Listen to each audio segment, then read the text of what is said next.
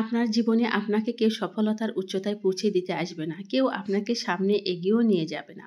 আর কেউ আপনার হাত ধরে সাফল্যের সিঁড়ি পর্যন্ত নিয়ে যাবে না। পুরোটাই নিজেকে করতে হবে। আসসালামু আলাইকুম, রেজনা লাইভ ব্লগে আপনাদের সবাইকে স্বাগত।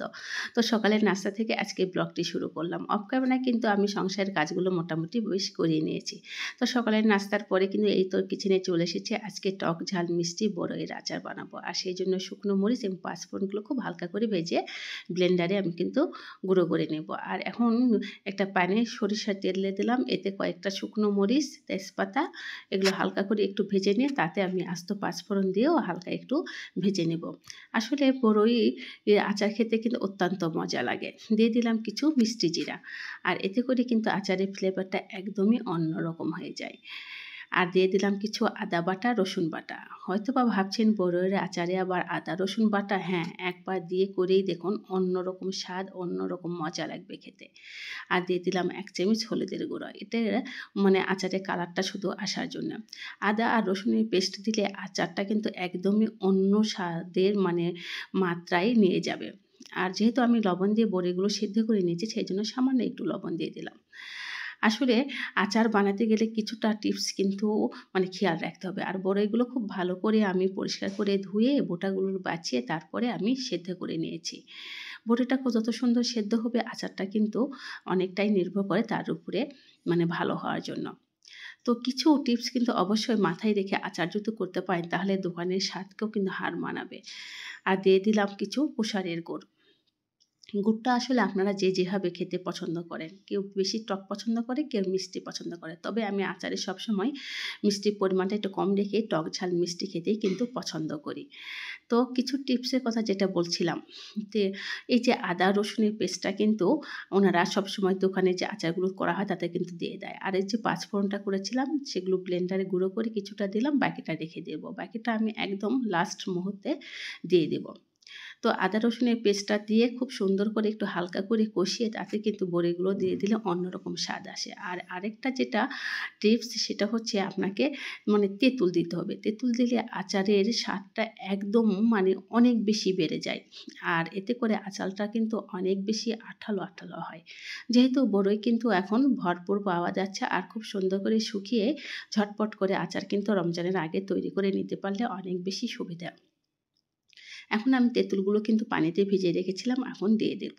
এতে করে খুব সুন্দর করে আচারের সাথে মিশে যাবে এবং খুব আঠালো আঠালো একটা ভাব হবে, খেতেও কিন্তু খুব বেশি মজা লাগবে। এক কথায় টক ঝাল মিষ্টি আচারের পারফেক্ট একটা রেসিপি।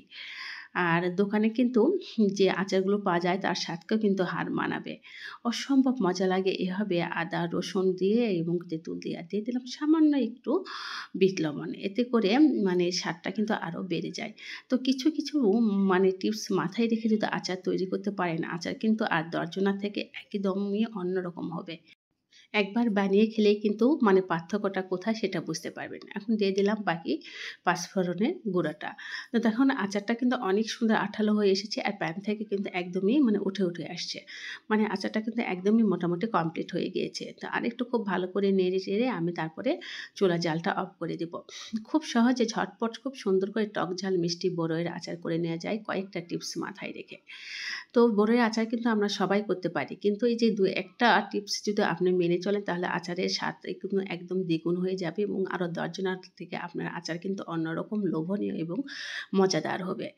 অসম্ভব মজা লাগে এইভাবে বড়ইয়ের আচার করে নিলে। তো রমজানের আগে আচারটা কিন্তু আমি করিয়ে নিলাম, এতে করে অনেক বেশি সুবিধা হয়। আর দিয়ে দিলাম সামান্য একটু সিরকা। আর আমি আদা রসুনটা কিন্তু সিরকা দিয়ে ব্লেন্ড করেছিলাম, সেইজন্য সামান্য একটু সিরকা দিয়ে দিলাম। এতে করে আচার বহুদিন ভালো থাকে, একদমই নষ্ট হবে না। অনায়াসে আপনি এটা নরমালে ঘরে রেখে কিন্তু বছরের পর বছর খেতে পারবেন, একদমই নষ্ট হবে না। আর বড়ইয়ের আচার খেতে কিন্তু আমরা মেয়েরা প্রচুর পরিমাণে পছন্দ করি। তো যাই হোক, রমজানের আগে কিছু কিছু কাজ এভাবে গুছিয়ে রাখলে কিন্তু আমাদের অনেক বেশি ভালো হয় এবং সুবিধাও হয়।